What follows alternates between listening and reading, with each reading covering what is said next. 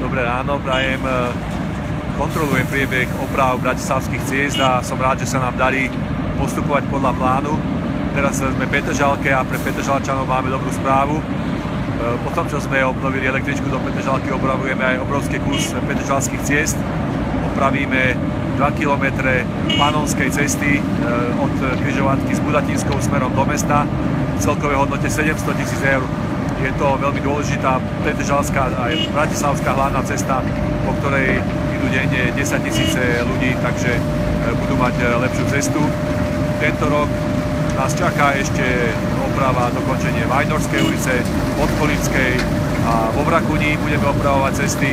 Takže na konci roku som rád, že môžeme skonštatovať, že sme opravili 50 km bratislavských ciest, urobili sme 70 bezbariérových prechodov, opravili sme 10 ploch pred zastávkami, tempo a rozsah, ktorý Bratislava za posledné roky nevidela.